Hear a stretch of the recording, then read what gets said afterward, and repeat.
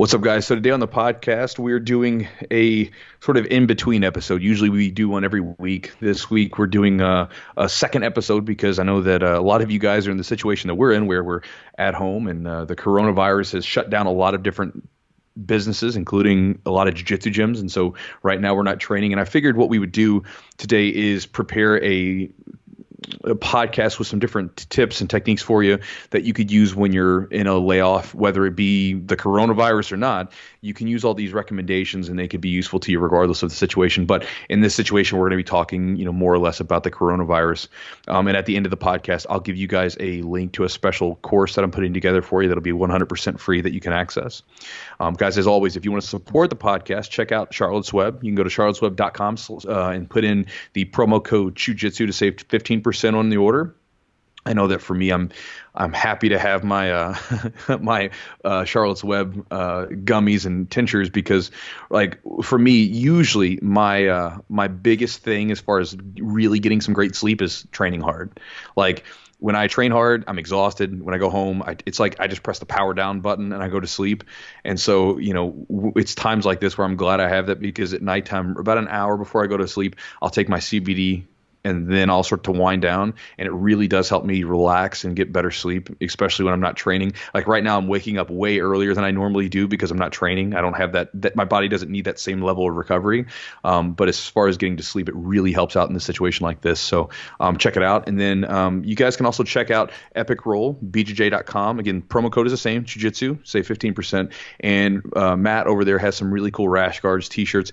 If you're not looking for any rash guard or gis, particularly right now, check out some of their t-shirts. They have some pretty clever designs, some kind of fun stuff. It's definitely kind of got an air of fun to it, and cleverness to his t-shirts. But again, his rash guards and his gis are all quality. I finally have put on one of his gis and started trying it. It was good. His rash guards I've been using one of the rash guard and short sets for about, I guess it's been about 6 months now, and it's held up fine. No like loose threads or anything like that. So it's a good product. So check that out if you want to.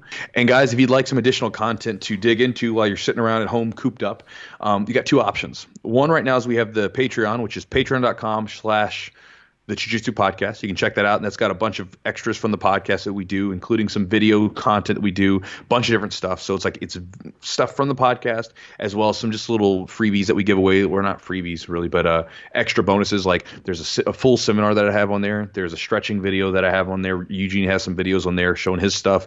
And then also, guys, there is another thing that I have, which is the Vault, which is the Jiu-Jitsu Vault, which is a monthly subscription that I have. I give it to my students, and basically I'm offering it to people online if they would like it.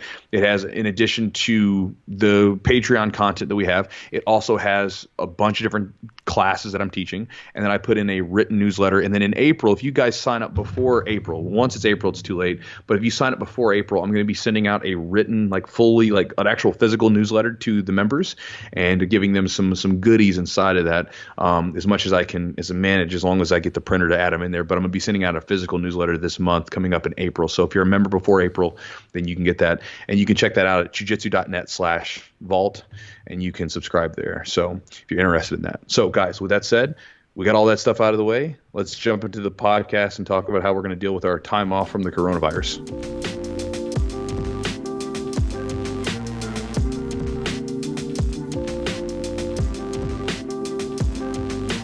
So what's up, guys? So we are recording to you currently from our separate places, as we are both in a situation of quarantine. My gym closed down on Monday for the virus, and I know Eugene, you guys are closing down today at 5. Yeah, we so in Louisville they mandated.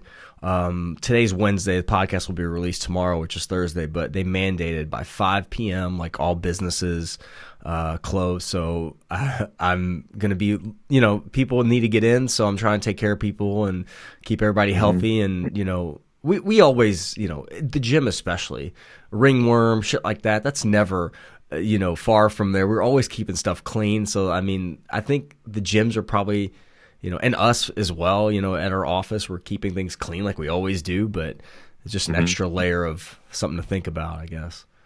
Yeah, I mean the big gnarly thing, I guess at least from what it seems, because again, I think there's a lot of unknowns with this thing. The big problem, I guess, is just people walking around that don't even know they're sick. There's so many people that are either asymptomatic or it's in that incubation period. So many people don't know that they're sick, and so they could be spreading, they don't know. So, but we're doing this podcast with you guys, kind of throwing an extra one out because usually we would do one a week, but we're doing this extra one today because a lot of you guys, I've seen it, you're in this situation where your body's okay, your body's healthy, but you're not able to train currently because your gyms are closed down. And, I've seen the comments and stuff run the gamut. Some people are just like, whatever, and then I've seen other people post these like, these really big self-pitying messages where they're like down on themselves or like, Chewy, what am I going to do? I'm going to lose all my progress. Whatever, while the gym's closed. And I wanted to do this video with you guys because when I looked at it, the way that I saw this thing was like, okay, we don't know right now, obviously, because this could last longer. It could, I don't know. But as of right now, it's kind of looking like this 2-week projection for everyone, is what we're going to start with, at least in the United States. In some places, it's obviously worse depending on the city. But, at least in the United States, for most of our places, we're looking at like at least 2 weeks. And, for me and Eugene, I know you're the same way, for all of us old timers, right? And when I say old timers, I mean like people that have been training for a long time, not your actual age. All of us have been through so many setbacks and layoffs and things where we haven't been able to train, in some cases, much longer than 2 weeks. And again, we've found ways to cope with them. So I figured what we would do today is maybe take you guys through a couple of these, couple of our setbacks, couple of our layoffs, talk about the experiences that we had, the emotions that were going on, and then give you guys some ideas on what you can do while you're, cooped up in your house and not able to train. And then also at the end of the video, I'll be giving you guys a special link that you can go to where I'm putting together a course for you guys to get for free. Now, this course originally, I was doing this for my students as soon as like I realized that we were going to have to close the gym, and I was doing it for my guys so that they could have it. But I figured that there's a lot of you guys that follow me, and it could be useful to you too. So I'm going to share it with you guys as well. So that's what we're going to be doing today. Chewy, so I don't think you guys, since I've been at the gym for about 10 years, have really ever closed for more than a couple days. Just for weather maybe permitting. A day or two. Maybe a day or two, weather being, terrible. Or what was that decision like? I know it's kind of mandated now, but you guys kind of closed before it was mandated. What was that process for you guys? And most gym owners, are going through the same thing. I mean, so the thing is when I originally decided, it was actually on a Friday. I was talking to a few people in the medical community and, some people that are in the science community that understand this stuff a little bit more than I do. I was talking to them and, they were like, it's probably best to close. So originally I decided to do like kind of like an open mat thing where maybe we do some open training. Because if no one teaches a class, the classes get a lot smaller. And I told people just to keep the groups small, whatever. And then I was like, don't bring in your kids and stuff like that. And then, there were some situations that happened where some of the people that were coming in that first day in that first morning group, they were doing things that to me weren't respecting the situation, and didn't kind of go by what I was asking people to do. And so I was just like, screw it. If we're not going to respect the situation, let's just go ahead and make it clear and cut. No gray area, like, look, no one's coming to the gym for a little bit. And the reason I'm doing that, I'm not worried. I mean, like when you look at the statistics of the thing, right? Again, it could mutate and change or whatever. And I'm not saying that everybody's going to be that's younger is going to be okay. But when you look at the statistics of it right now and the numbers that are coming out of places, you see one that the huge majority of the deaths are older people, right? Older people above 50 and above. And then, the older you get, the worse off. People with underlying health conditions. And then you get in situations where you see a lot of younger people, like in South Korea, they've been testing people whether you're symptomatic or not. Like in the United States right now, we only test people that are symptomatic because we don't have a number of those test kits out. So we don't know, right? And then in South Korea, they're testing people that are not symptomatic or they're symptomatic, either way. And they found that there's this huge number from people of 20 to 29 that absolutely have no symptoms whatsoever. They don't even know they're sick. They don't feel sick. They're fine. Yeah. You know what I mean? And so, again, that spreads. And my worry would have been to say that, like, you know what? maybe this whole thing blows over and it's a big exaggeration, or at least it seems like it. And that would be the best case scenario where we look back and like, maybe we overdid it. But it's better that we overdo it than you underdo it. And you have a situation like, say, a Katrina, like a Hurricane Katrina, where endless numbers of people die for no reason, and it shouldn't have been that way. Or you have a situation where we can say, you know what, we kind of overdid it, but hey, guess what? Less people died, and that's a good thing. But for me, I looked at it as thinking like, we have this really cool gym that has people from all over the city. I mean, literally every corner of the city, plus the surrounding cities. We have people all over, right? 400 members. And on any given night, that gym might have, anywhere from, 100 to 175 people coming and going over the course of 3 hours. One person could come in and infect several others, and then boom, that damn thing spreads across the city. And then boom, now we've contributed to maybe someone's mother, someone's father, or someone's husband or wife or whatever being sick. And so it felt like, we had a responsibility to just be cautious and be careful and be mindful of the people in our community that are not in a situation where they're younger or and not, that kind of thing. So to me, it's a responsibility that we have to our older generation, because I've heard a lot of people say, oh, well, it's just the old people. They get sick. It's just the old people. I'm like, well, yeah, but I like the old people, the elders of our community. Like, they have a lot to offer, and I hope that someone gives a shit when I'm older. Right. I hope if there's a disease like that when I get older, that someone's not just like, screw it, it's just the old people. I'll be fine, that kind of thing. Yeah, we have, some of us have parents that are older, and it's in the grand scheme of things, it's a small window of time. It's really nothing. And if you're in jiu-jitsu and you're here for the long haul, I think that somebody telling you can't train when you're perfectly healthy and able freaks people out. Like, it's like, I understand if you're injured, it's like, man, there's no way, no bones about it. There's nothing I can do. But when somebody's like, you can't train, and then they're like, there's nothing else you can do to occupy your time. You can't go. It's like you're forced to be in your home. And this is, uncharted waters. Like, I've never, since I've been alive for 36 years, I've never been around anything like this. And this is something like we always say, it's bullshit. It's never, it never seemed, that close until now it's here. And now it actually seems so real to us, Well, and let's be honest with it, right? People are not really worried about the virus for the most part. I mean, most people aren't. Yeah. What most of us are worried about, one, is the economy tanking and not being. I mean, it's a real worry, because I mean, you have a small business, I have a small business, right? We have friends that work in the service industry and have restaurants and stuff like that. Those are real fears.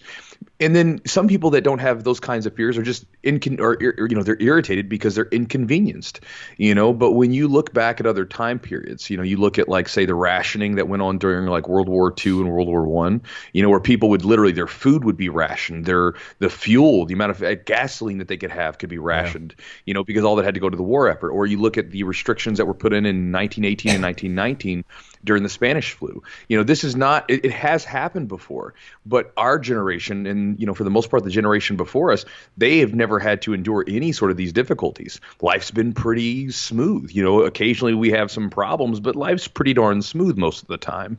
And I think that a lot of us, this is something that's far more common in human history previously, but we've had a really good stretch. You know what I mean? Like these illnesses and plagues and things like that, these things were common occurrences. Everybody knew they came up.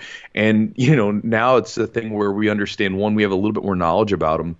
But these inconveniences that we're having, they're new to us. But when you look at history, they're there. And if anybody doesn't get that, go dig into some history or whatever. That's me. I'm a history geek. And so I always look for these precedents that have happened before. And these sorts of things have happened before. This is not uncharted territory for for different places. It's just uncharted territory for our generation being inconvenienced from our daily lives. Yeah, it's hard. The impact on the economy is something, for us it's been stressful, because small business, you got to have enough money to pay the bills, man. Bills aren't going to stop. So, and for gym owners too. Is there any advice you'd give gym owners right now, Chewy, since you've been at it for a while? Like, if somebody's a new gym owner or have a new gym, they're just starting out, is there anything you'd let them think about, anything to kind of, any pieces of wisdom?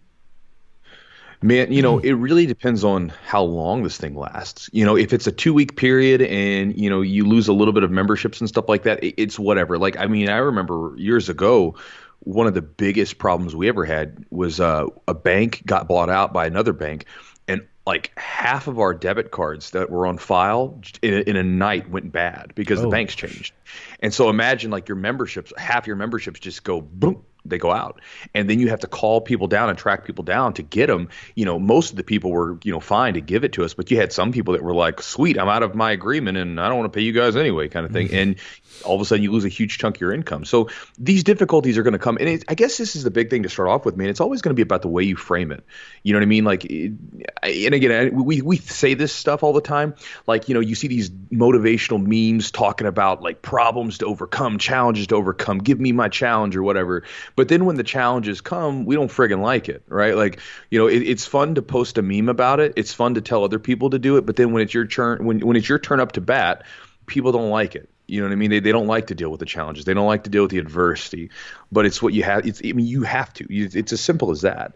And you've got to find a way. And so again, you can look at the situation as in, you know what, I can't do anything about this and things suck right now. Or you can look at the situation and be like, I can do something.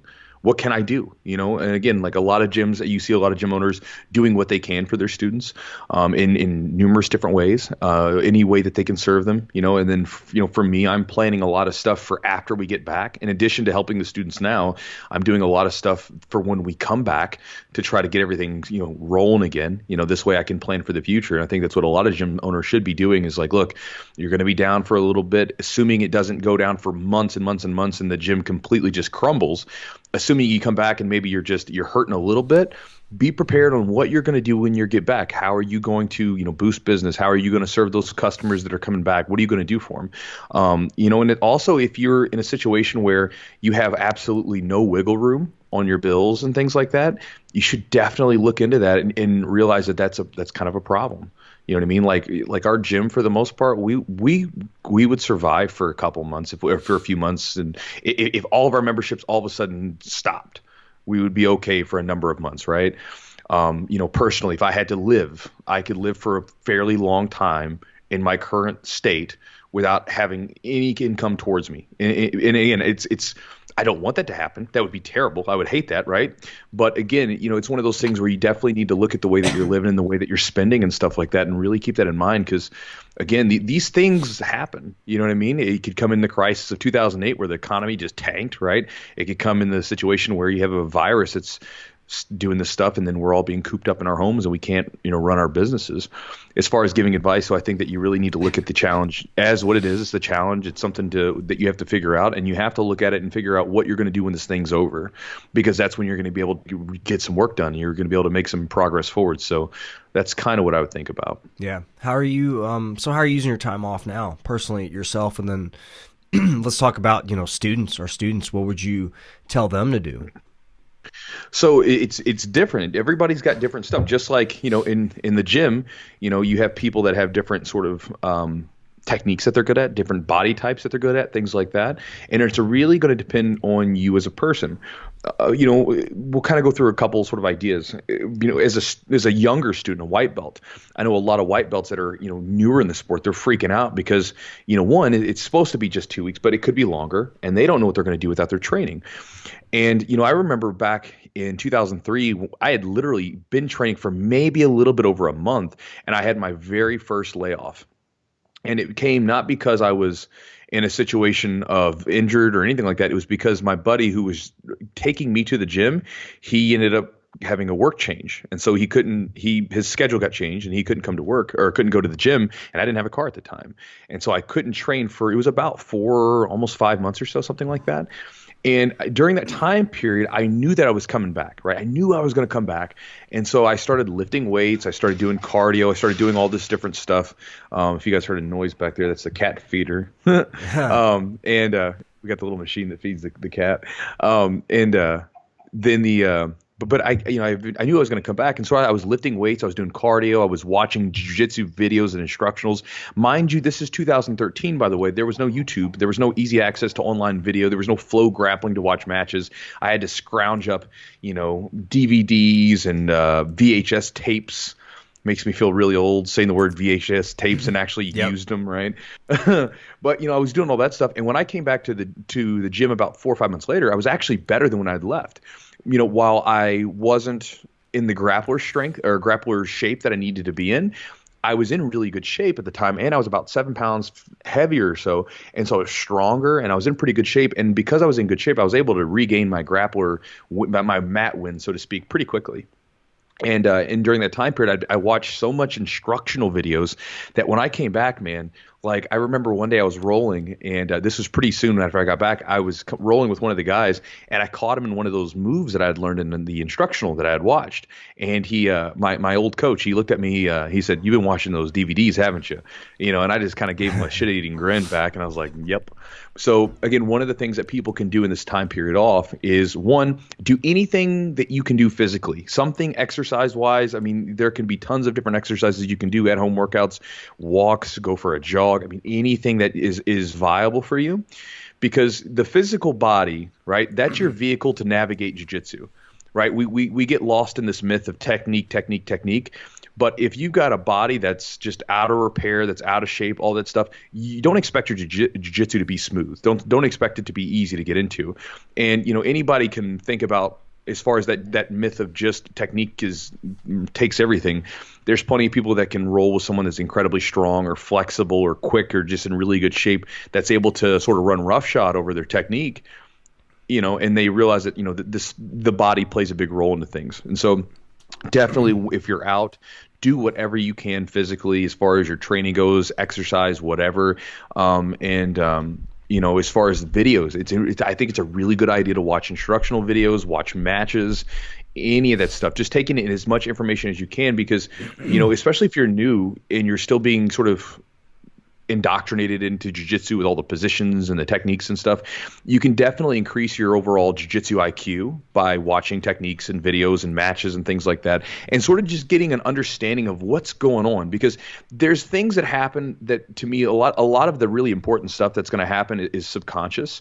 It's only later that it becomes conscious. So a lot of times you start getting sort of a sense of what's going on, you're well before you can articulate what's actually going on. It just sort of happens. And I think that watching videos early on like that really helped me out a lot. So that's a big thing I would say is be focused on the physical, and also along with your techniques and stuff like that, watch matches, watch jiu-jitsu stuff, and study it. Don't just watch them and just kind of let them go, but watch them, study them, take notes. If it's a technique you're trying to remember, repetition is very important. Watching it more times than just once, so you can try to remember it and sort of get a better idea as to what's going on. Yeah, that's what I was gonna ask you a little bit more about. There's solo drilling, there's videos and techniques, there's matches. Before, you were scrounging up any kind of VHS tape you can get, anything you can get just to give you a little bit of a technique or feedback or information. Now there's so much. How do you narrow that? How do you, being a white belt, if I was a white belt now, I'd be like, there's just too much stuff out there. There's too much. I don't even know where to start. Like, do you think like solo drilling? Do you think matches, technique videos? Is there somewhere you tell a white belt to begin? I would just tell someone to start wherever they're going. Wherever you start, just make sure it's somewhere that you think, or doing something that you think you'll actually do, right? So, for instance, solo drills. Solo drills are fine, right? If you use them. Watching technique videos, watching matches, all that stuff is great if you continuously do it. Don't expect to do it one time and get the benefits of it. So what I would say is in a lot of cases, less is more. Like when I read books, if there's a book that I'm reading that I really want to get the benefit out of, I read through them.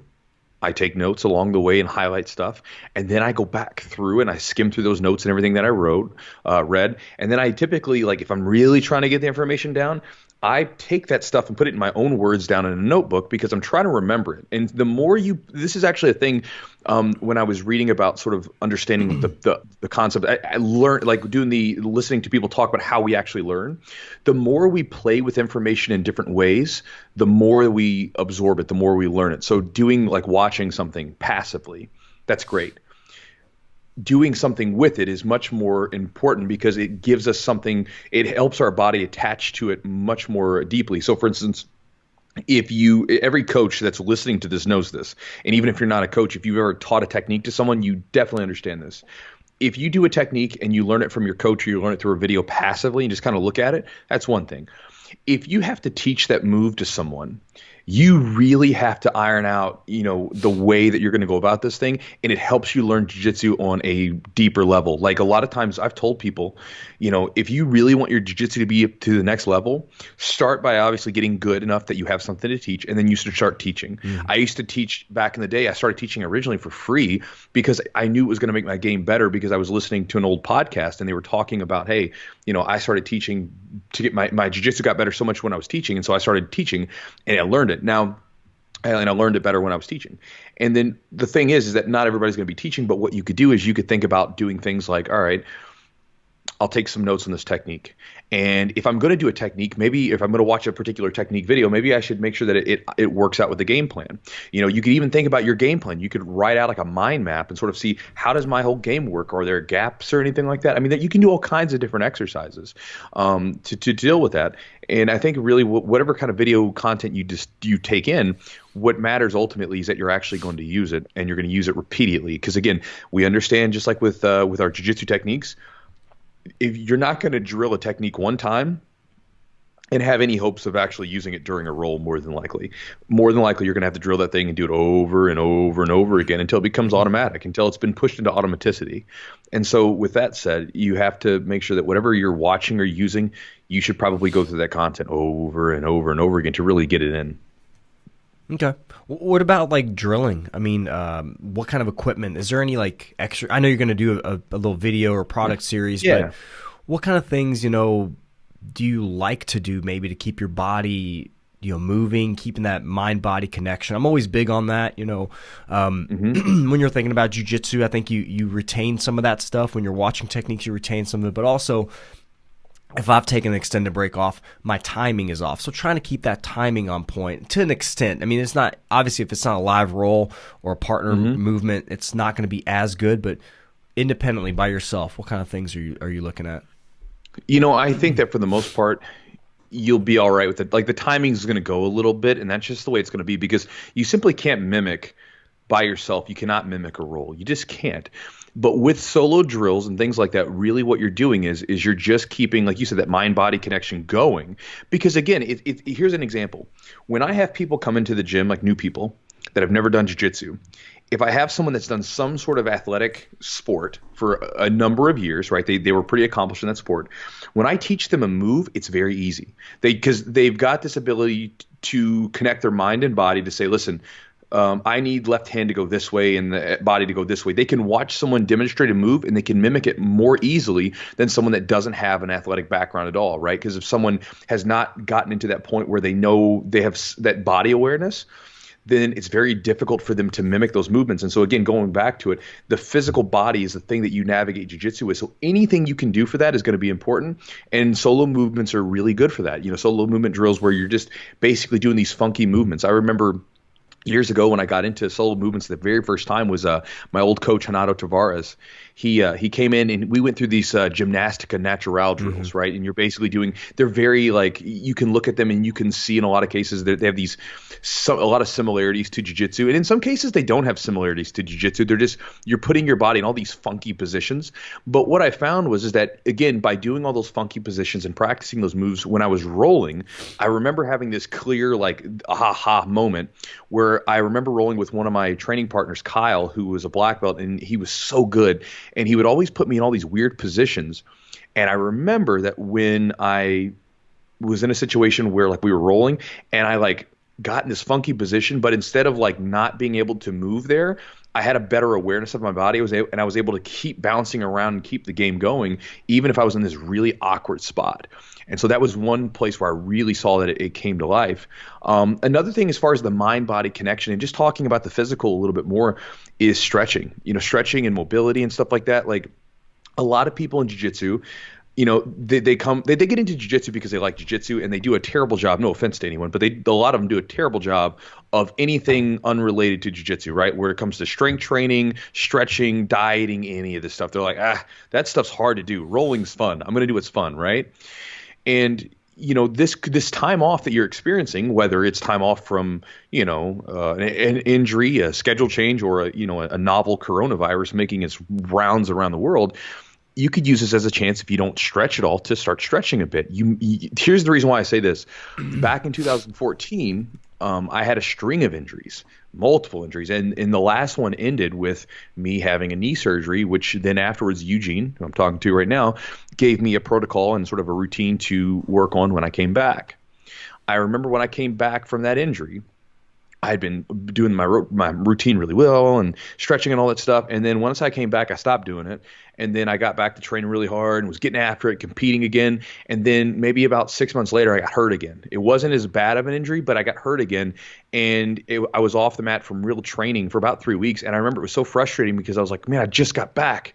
And then I said, well, I think I probably need, just intuitively, I felt like maybe I need to go back to the stretching stuff because I was 29 years old. My body felt broken. I was getting up all the time, hobbling around in the mornings, just trying to get warm and then and get my body like moving around a little bit. And so I started to work on going back to the routine you had and then started to kind of dive into yoga and doing all these different things, deep breathing and all this stuff that can be used to help loosen up the body. And now, every day, whether it's right after training or at night, or sometimes I'll do it when I get home and I'll take a hot shower and I'll stretch then.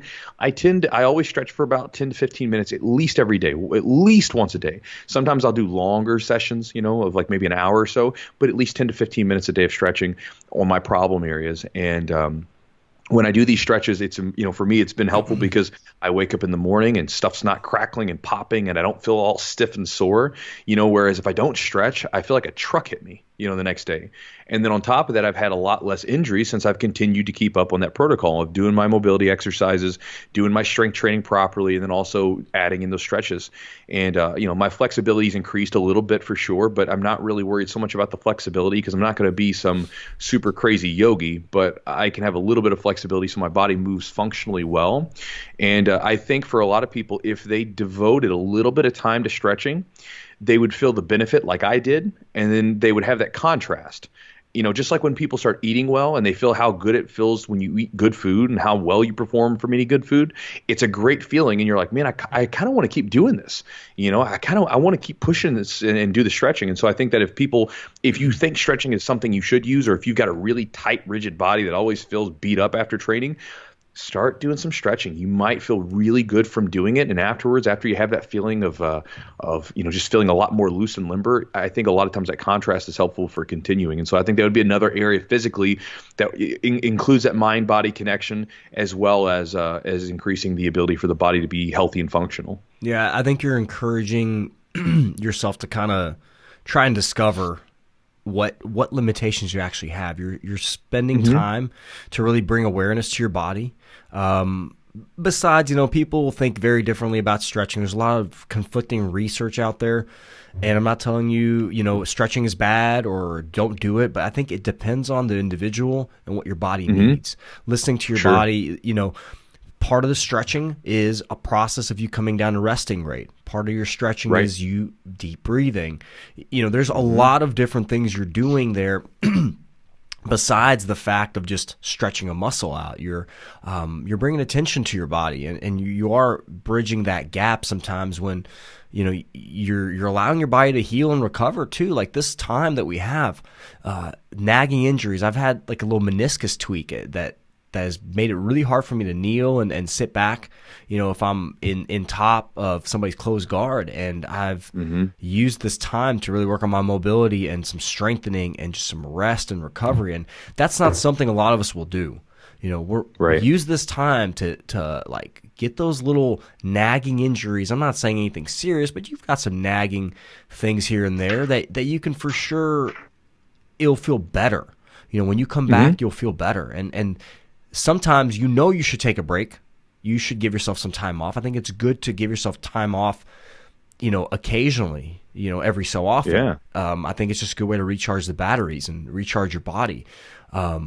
So, yeah, you just got to listen to yourself too.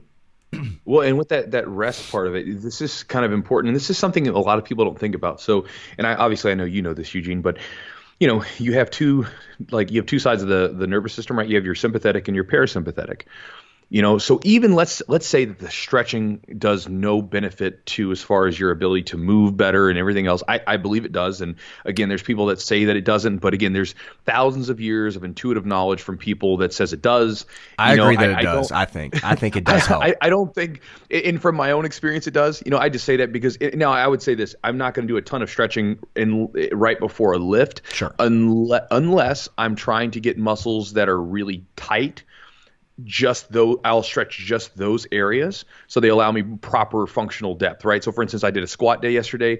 I did some stretching on my hips and my ankles. I didn't stretch out my quads or hamstrings or anything. I was just doing those particular areas because those are my tight areas. But the thing is that, whether it did or didn't help you in that sense, one of the beautiful parts about doing some deep breathing and some stretching is that it helps your body relax a little bit and get into that parasympathetic state, which is your rest state. It's the state in which your body is going to recover. If you're constantly in that sympathetic state, that's their fight or flight state, you're going to be constantly in a state of basically being on guard. Your body's not recovering. Your body's not resting. And you can think about people that have these problems with stress, where their bodies are just simply overstressed. That's a great example of where your body's always in that friggin' state, that sympathetic dominant state. So spending a little time with your body and just relaxing, breathing, and stretching. When you stretch, your body loosens those muscles, the nervous system, basically as they loosen and they're stretching, your body looks at this along with the deep breathing and thinks essentially, hey, there's no threat. There's no tiger behind the bushes that we need to go. There's no other people that we have to defend ourselves from. Hey, we can relax now. Let's just chill. Right. And a lot of times when people get done training, I mean, I know there's so many guys that come into the gym that are, they come in our morning class. And they come in their morning class and they train really hard and they immediately put their clothes on and they leave and they have to go to work. And you get people that leave, go to work, and then they come train with us at nighttime. And when they get home at night, then they just leave and go to their house, and they don't take that time to kind of tell their body, hey, let's chill out now. And I can tell you that, like I said, besides just the benefits of being more limber and not feeling so beat up, that little bit of stretching, just 10 or 15 minutes, it helps my sleep tremendously. Like it makes my body much more relaxed. I get into bed, my body feels just nice and relaxed. It's a really cool thing. And so I think that some deep breathing and some stretching, aside from helping you feel less beat up, would be really beneficial as far as your long-term recovery goes. And again, it's not something you're going to feel like in one day instantly. It's something that kind of has a compounding effect. You continue to do it. But I think that, if we're in this quarantine for like 2 weeks, if you took 2 weeks and you sent for every day, you're going to stretch at least once a day for 10 to 15 minutes and get a good deep stretch in some areas of your body, you would definitely feel a benefit by the end of the 2 weeks. And your body would be like, well, that feels pretty good. What if I did that for 4 weeks? What if I did that for a year, right? Then you get into those powerful changes where, now there's something completely different. If you did a year of consistent stretching, by the end of it, you would have these really huge changes, so.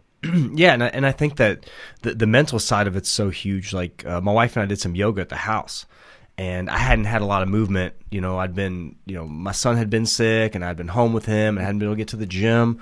And I'd been a little bit under the weather myself, and just hadn't had a lot of movement. We did some yoga, and it was just, man, physically I felt better.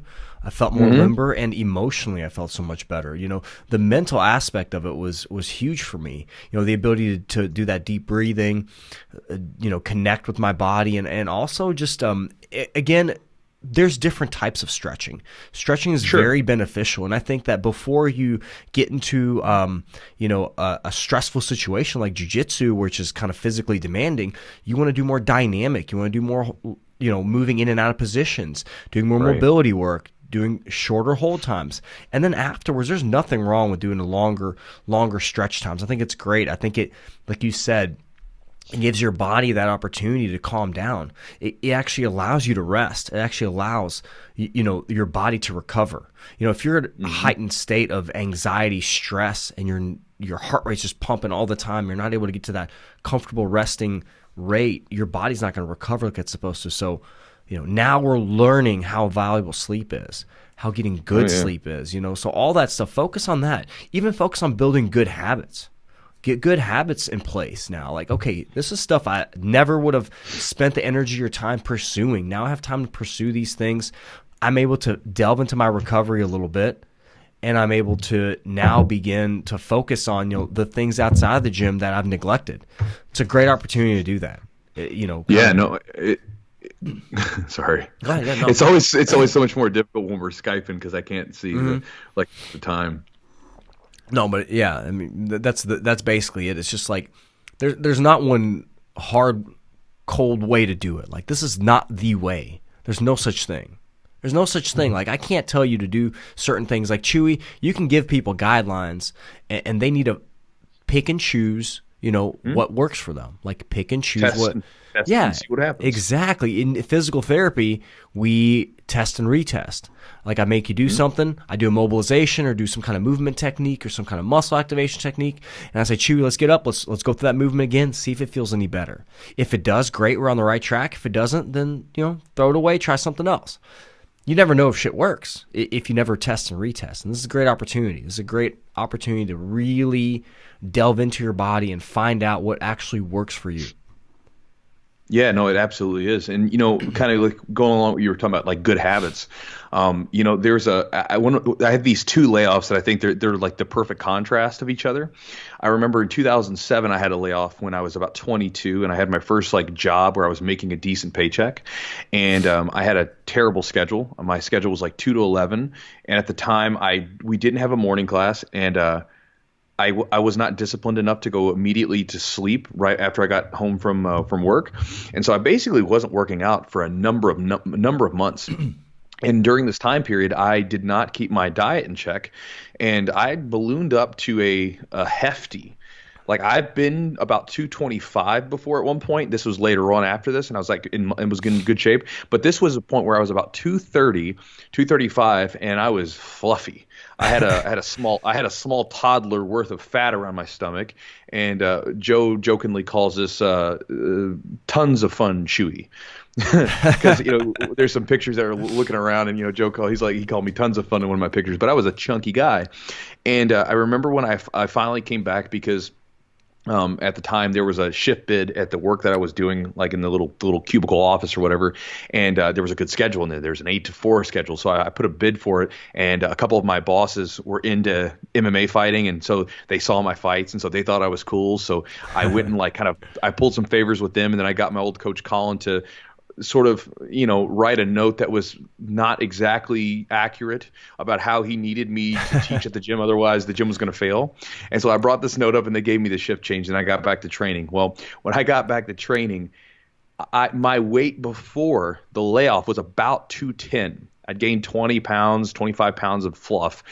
It was brutal losing it, because I was coming back to training, and I had to diet, and I had to, do all that. And whenever you're dieting, your ability to train really hard is just not quite there. You just don't feel like yourself. You don't feel quite as sharp.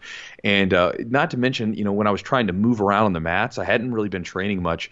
And, carrying all that extra fluff that I wasn't used to really made it hard to do precise and efficient movements. Now, flip that around with 2014, that other layoff that I had, a pretty long one. Because, by the way, if you guys don't know, the layoff happened because I popped my ankle in December, got back, shot in for a fireman's carry in January, broke my nose, and then on March the 13th, my birthday, I tore my meniscus cartilage. And so I was down for a long period of time, and during the nose break, I wasn't allowed to lift heavy because of the pressure. And then when I got done with the meniscus tear, I couldn't really do much of anything except for a little bit of upper body stuff. And it was a depressing period, but I knew I was going to come back, and I knew I didn't want to make that same mistake before. So I kept my diet down in check, like big time. And I even started doing what, now it's a big popular thing, intermittent fasting.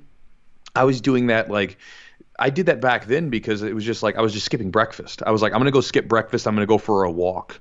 You know what I mean? I'm just going to do that instead. And, I would do this kind of stuff. And when I came back to training some months later, I was actually lighter. I was down in the 190s, and, I was kind of skinny. I was kind of in the Arnold voice. I was a girly man, right? I'd lost some of my size. I was kind of bummed about it, but it was better than being fat. Yeah. It was better than being overweight and having to do that, because when I came back, I was able to, I had kept my diet in check. I kept my diet relatively healthy, and I was able to come back and I was able to start eating big and training hard. And, the weight came back pretty quickly and I felt good when I was training. And because I didn't pack on all that extra weight, I was able to move well, and it didn't take long for me to get back into shape. And so I would say that a lot of you guys that have this time off, I mean, there's even memes where people are joking about it, right? They'll have these memes where it'll say like before, like training or whatever, jiu-jitsu, then it's like after the quarantine, and it'll have like two animals or something, and one animal will be really fat and the other one's like really muscular. You don't want that to happen. You gotta use some discipline when you're not training. You honestly have to use more discipline on your diet when you're not training, because when you're training hard, you burn up a lot more calories, you're more active, things like that. But when you're cooped up in your house, just doing a little bit of here and there, you've got to really hammer down on that diet. And so for a lot of you guys, whether you have a disciplined diet when you're not training or not, maybe you have a terrible diet most of the time anyway, this would be a great chance to really zone in on your diet, make sure you get in good shape. Or if you have a diet that's already in pretty good shape, make sure you keep it that way so you don't get really, really overweight and you need to adjust your diet to your activity level right now. Yeah. It's super, super important, because you don't want to be tons of fun chewy. Yeah. It's not fun. It's not fun to come back with 20, 25 pounds of extra fluff that you got to deal with. Well, you'll be healthier too. If you're eating better, you're less likely to get sick. Mm-hmm. A big thing for me, I've been able to focus on more water intake. My water intake was terrible. Really? When I was working all the time, like I just wouldn't have time to drink enough water, and I'd come in to the gym a lot of times probably dehydrated. So that's a big thing. My water intake was something I focused on, and plus when I get bored, if I'm at home all day bored, I'll start eating. And for me, I think it's okay because I am lifting. I've got a little home gym, so I've been doing that. So I'm eating not as clean as I'd like, but I think it's okay. I'm able to counteract that. I do want to put on a little weight because I've lost weight. I cut for a tournament that I was injured for. I never competed and didn't put all my weight back on. Like I got down, I think it was like 175 before, and I cut down to be 163 or something over like a prolonged period of time, because I need to be 168 in the gi, and then I've come up to like 170. I haven't been above 170. I hover around there. So even I'm not getting the best calories in, but I think eating more for me, I've been able to focus on my diet as well because I haven't been as busy, which has been good as well. But I was going to ask you, Chewy. Yeah, because if you going back to that, I think it's important. Like there might be people that are smaller that are wanting to gain some weight. Well, I mean, this would be a great time to, start upping your water and your food intake and sort of make it a habit so that when you get back to training, boom, you can keep that going. Because if you're a smaller person, like if you're thinner and skinny and you're trying to actually pack on some size, you have to eat way more food than what you normally do. And so you could make this as part of your training. Say, all right, I'm gonna try to eat like a big person right now, get bigger and get heavier while I'm sort of off. And this way, when I come back to training, this will already be part of my routine. Right. I'll have drilled it in over the next 7 to 14 days or whatever it might be. So you had talked about, you had that extended break in 2014. And a lot of us are dealing with like mental stress right now. It's a huge, huge thing. Just because, with this coronavirus, like a lot of people are scared, like obviously businesses, issues with our businesses, struggling or not knowing when, some of us are home with our kids for like days on end and they're getting crazy. But also, physical exercise is such a healthy outlet for many of us. And jiu-jitsu is such a positive mental, it just helps mentally so much for so many people, anxiety, stress, depression, whatever. What have you been doing now, and maybe as opposed to 2014, if you want to compare the two, but what have you been doing to keep your mind in a good place? Yeah, I mean, so the first thing is don't panic, take a breath, like it's going to be all right. We're going to figure out what's going on. And even, there's going to be challenges for sure. Everybody's going to have their challenges in front of them. But again, you can't control that. You just can't. And so the more you worry about it, the more it's going to be terrible because you can't control it. But you got to think about, well, what can you do? And that's what you always have to do in these situations is, okay, I can't do this. Okay, well, what can you do? Focus on what you can do because that's the most important thing. It's the way that you frame everything. And so, for me right now, I'm playing, like I said, if you want to think exactly what I'm doing, well, I can't train jiu-jitsu right now. I mean, I guess I could if I really, really wanted to, but until at least after this week, I kind of want to see what's going on because of the long level of the incubation period, and I would like testing to become more widely available before I start packing the mats again. But right now I'm not training, so what I do is I'll do some sort of stretching throughout the day. I do this anyway with the meditation. I meditate for at least 20, maybe 40 minutes a day because I have the extra time, but at least 20 minutes a day. And that doesn't have to be anything more than basically just sitting down and doing some really deep breathing and, listening to some sort of track. You can go online and put on like binaural beats or something like that, or Holosync or any of that kind of stuff. Put that into YouTube and you can find some free tracks. And that deep breathing is wonderful for getting your body to relax. And especially if you deal with a lot of anxiety and stress and stuff like that, doing some really deep breaths and some meditation is wonderful. I know that a lot of people are going to complain, say, oh, I'm so scatterbrained, I'm so ADD, I can't sit down and do nothing for 20 minutes. Yes, you can. If you really want, I mean, you watch TV all the time, right? You sit down and watch TV. Just do it. And it's like a practice, right? You're just sitting down, and the more you practice, the better you get at it. It's just the way it is. So don't make excuses if it's something you think you should do.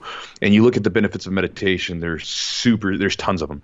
Even like the way they were saying brain regeneration, they were saying that people's brains who meditate on a regular basis age slower, or even in reverse in some cases where, anyway, I don't want to get too deep into that, but again, it's a good thing. It's one thing that I'm doing. Sure. And then again, I do some sort of physical activity that could take the form of, I'm still going to my gym to lift weights a little bit, or I'm doing some sort of stretching or long yoga session here at the house, or I'll just go for a really long walk.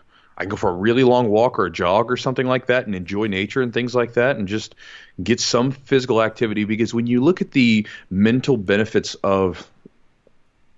the cognitive benefits of exercise, they're huge. There was a book that I was reading where the guy was talking about the fact that if you put into a pill what exercise does to the body and to the mind, you'd be a millionaire, right? I mean, you'd be a billionaire, you'd be a trillionaire. Yeah. It's so important.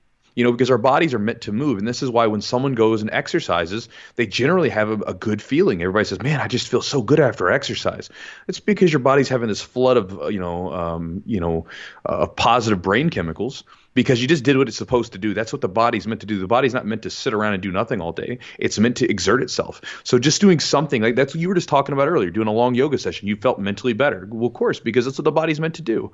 So some sort of physical activity, and then some sort of I like meditation. And then also, as far as business, if you're a small business owner like me, or if you're someone that, is in a situation like that, I'm doing everything I can on my side right now to prepare for when things go back to normal or not normal, or whatever lies for us on the other end. I'm doing what I can do right now to prepare for that. I can't change the fact that we're in this situation. I can't change the fact that, everything's closing down and the economy's tanking right now. All I can do is prepare on, well, what can I do for the future, and hopefully get ready for that. That's what you have to do. Again, you can give away your power, and you can panic, and you can let that get a hold of you. By the way, I would not watch too much of the news. I would go watch go read the science behind everything and listen to those guys talk, because it's much more it's much more straightforward, and it's much less panic inducing. Because it's they're talking about it, and again, they're talking about it very straightforward, and it's not this Armageddon kind of scenario that the world's that the media is trying to portray, which is freaking everybody out and having them buy toilet paper. By the what way, is that? Yeah, what the hell's going on with that? Do people have diarrhea when they? Are we really gonna freak out? What's going on? I don't get it. Yeah, I'm not sure if people aren't aware. You can't eat toilet paper. It's not something you eat.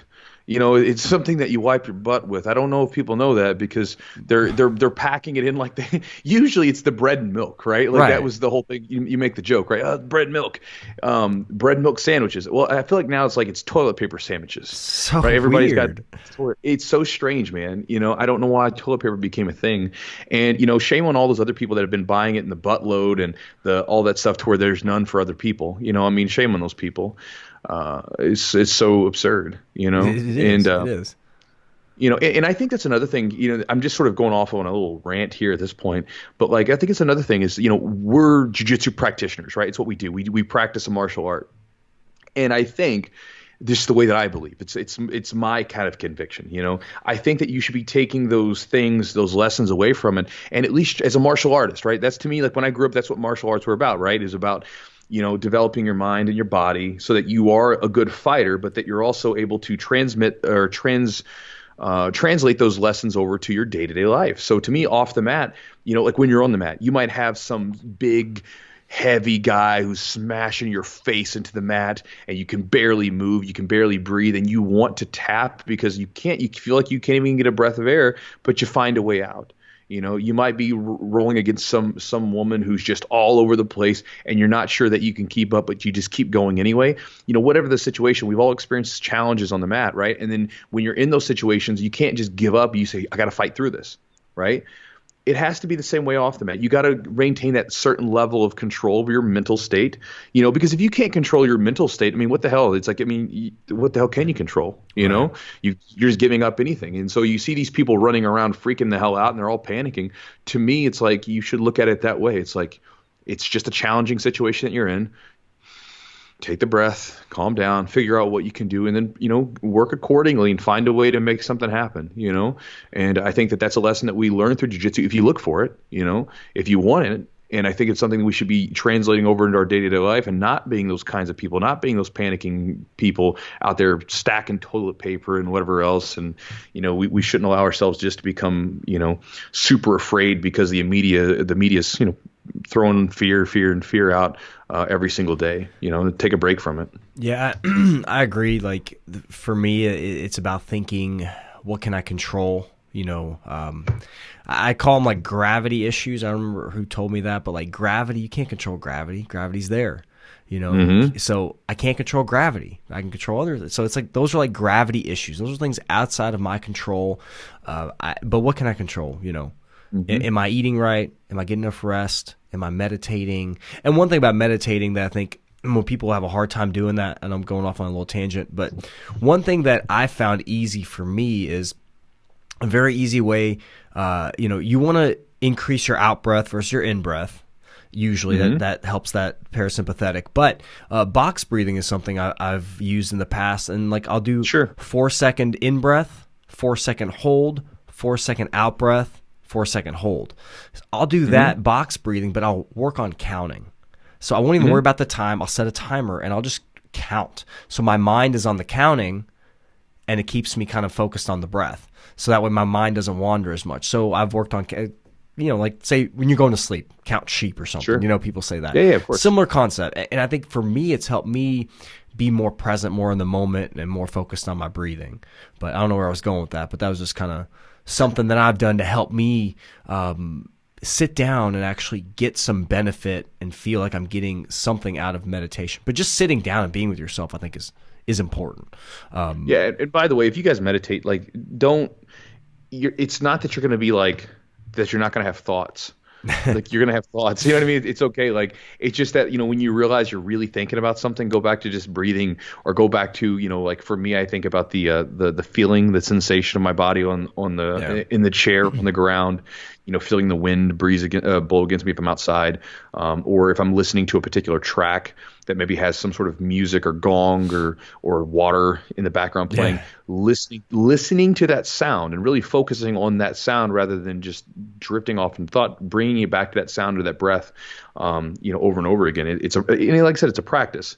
Yeah. Like anything else, it could be it's a little difficult at first, but once you get used to it, it's not all that difficult. And honestly, it's kind of satisfying too, because the first time, like I remember the first time I did 20 minutes of a seated meditation. 20 minutes seemed like an eternity, right? And then when I did it, I was like, hell yeah, I did 20 minutes, and then I did 30 minutes. And I've done as long as like an hour, 2 hours, which seems outrageous, but you can do it. It's just one of those things where, again, you have to have some extra time to do it. Well, a lot of people have a lot of extra time right now. So, well, a skill. It's a necessary skill in jiu-jitsu. What do we tell people? White belts that come in, they're freaking out, holding their breath. They're not able to control their breathing. We tell them to focus on breathing. So, like, it directly impacts your jiu-jitsu. Your efficiency on the mats. I mean, being able to breathe, take nice controlled breaths during a strenuous situation like jiu-jitsu. I mean, you could think of it as like an active meditation in some aspects. Sure. Well, right, and even then, like when you meditate, and I feel like this episode's gone half meditation, right? But one of the things that's really useful to it is you start to see things come up when Yeah. you start to notice that you're thinking. It's a different situation because a lot of times people think and they aren't really aware that they're thinking about something, or they're having an emotional response to something and they're not even aware it's happening, right? It just takes them over.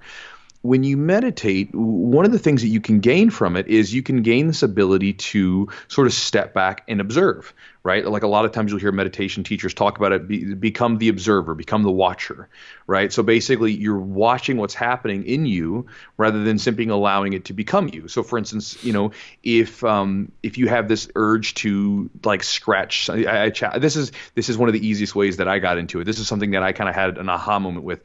Next time you guys have an itch, don't scratch it for a minute. Just let it be there. Just if next time you have an itch, just stop. Don't scratch it. Just let's see what happens. After a minute or so, you won't have the itch anymore. It goes away.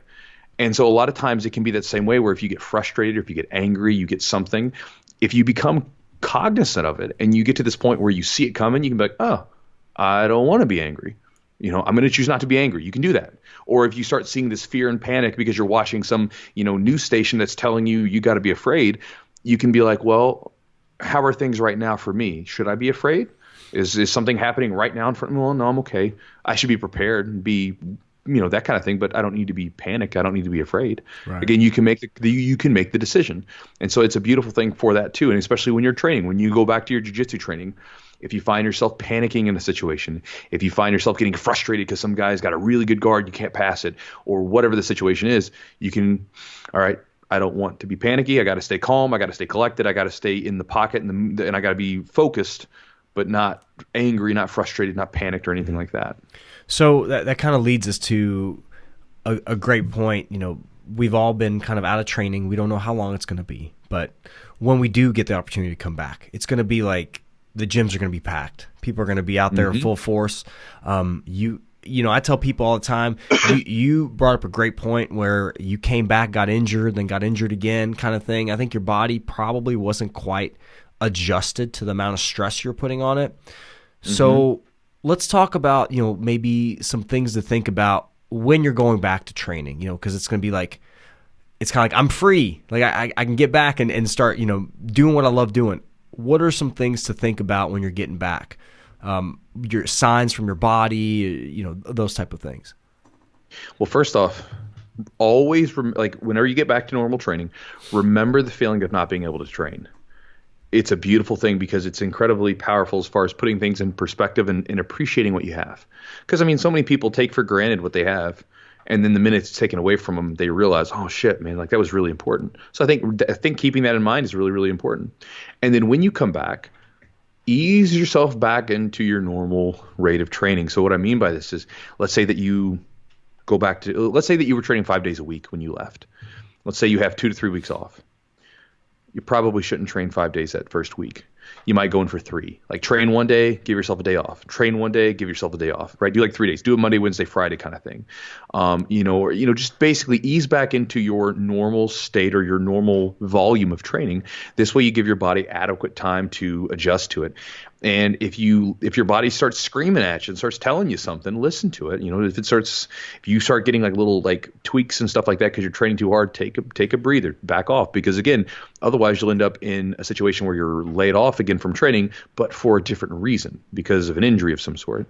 And so I would ease back into it. What do you think? You're a physical therapist, so in that situation, you're probably better to answer that question than I am. Yeah, I kind of made a video a couple days ago about that exact thing, and I think that even when we had Lachlan Giles on the podcast, we talked about that reintegration process, and so things to kind of smooth that process out. Make sure that you're not going from doing nothing to training balls to the wall.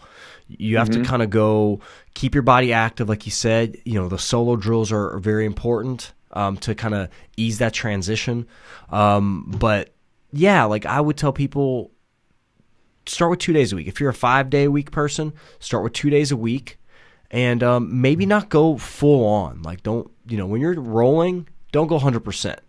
Not quite yet. Like, taper it, hit the brakes just a little bit, work on form technique, focus on that, and then gradually increase.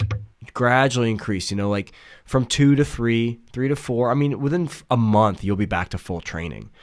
Sure. And then the other thing you got to think about, what are you doing outside of the gym that maybe you weren't doing that you've added in to your regimen? So if you weren't strength training, but now you are, take that into account. You may want to continue that strength training regimen, but maybe taper that a little bit and then start to increase your jiu-jitsu so you can have both of those in place. But there's like I had this little formula. It was like the rate of perceived exertion, basically like 10, or I think they go 6 to 20. 6 is like basically something you can do all day long, like breathing. 20 is like the highest rate of exertion you can possibly do. It's something you can't do. You can only do for a short period of time. And I'm gonna have to look that up. I've had like a way of calculating my percentage and like using that rate of perceived exertion to get myself back, to that normal thing. But more than anything, listen to your body. If you've got tweaks, pains, you may just want to go lighter on that. Doesn't mean stop training altogether. Maybe you don't go 100% on rolling. Maybe you just go 50%. And just think about it this way: if you're taking 2 weeks off, give yourself at least 2 weeks to get back to normal. Great point. Great point. Something like that. It's like if you're taking 2 weeks off, instead of coming back full speed ahead, right? Give yourself 2 weeks to get back to normal. If it was 3 weeks, give it 3 weeks. Give yourself a time to adjust. Like when you come back, don't try to. Because there's a disconnection a lot of times with your mind and what your body's capable of. While you're sitting around, not doing anything, you kind of feel like the same person. And then when you go back to training, you feel the same as far as mentally, but then you start moving around. You're like, oh, something's changed in the last 3 weeks, right? I'm a little bit more tired than I used to be. So just kind of keep that in mind, and again, give yourself a little bit of time to ease back into it. Right. Yeah. Your mind you're going to be watching all these inverted techniques, man. And then you're going to be like, oh, I'm going to play some inverted guard. I'm going to, no, I'm being silly, but yeah, man, you're going to have to give yourself a little grace period. Because it's all about the long haul, and also don't burn yourself out coming back. Like let your body acclimate. Don't, think about how you feel not being able to train, how that hunger is just kind of increased. Use that, keep a little of that hunger. For me, like I've always, with a busy schedule, I've had a hard time really training as much as I want. So make it count. If you can't get in as much, also make it count. Have that hunger, have that motivation to do those things outside of the gym as well to keep yourself healthy, and then so that way you can stay on the mats. So you're not just back for a couple weeks and you're injured again. You're out for a different reason. It's the most frustrating thing. And for white belts, it's one of the ways that white belts kind of fall off is they'll have a layoff. They'll be able to get through one. They'll come back. They'll get injured. And then sometimes they're just like, it's out of their habit. For us, it's kind of like just part of what we do now. It's just part of our routine. But when you're still developing the habit as a white belt, you're still, kind of the nail a lot of times. It's hard to motivate yourself to come back, especially when you're like, oh, man, I've lost all this progress. I've been off for a while. So if you're a white belt, really listen to your body and be mindful of the return. Yeah, and also with the return, if you're still newer to jiu-jitsu, if you get injured back to back to back, you're going to eventually kind of think, well, man, this just isn't for me. Great, and a lot of times just, you got to be a little bit more intelligent when you come back to things, and I know there's a lot of older people that grapple, when I say older, I'm just talking about older in athletics, like 35, 40 plus. If you guys are relatively new to jiu-jitsu and all this kind of stuff and you're getting started, you especially need to be mindful because, again, you're not a 20-year-old who can bounce back from injuries really quickly. So when you come back, you should definitely ease back into the situation. And like you said, we're training for the long haul. It's a marathon, not a sprint. So you have time. And so I figured, it's been almost about an hour, guys. Figured kind of we gave you guys some tips. If you guys are interested, what I'm doing right now, like I said, I'm giving it to my students this week, but or at the time of recording this, it might be different later on. But if you guys want to get the free course that I'm talking about, Basically, the course is going to have some at-home workouts. It's going to have some solo drills. It's also going to have some videos of me actually watching jiu-jitsu videos, breaking down how I study. You know, like again, it may not be your way to do it, but it's the way that I like to study matches, the way I like to study techniques, and giving you some tips on that sort of stuff, so that maybe you can try these out as well while you're having this downtime. I'll also give some ideas on meditation techniques that I like. Again, stuff from my personal experience, and some ideas on diet, things like that, because I know that a lot of the guys in the jiu-jitsu community are releasing technical series, right? They're teaching techniques and stuff like that, which is super cool.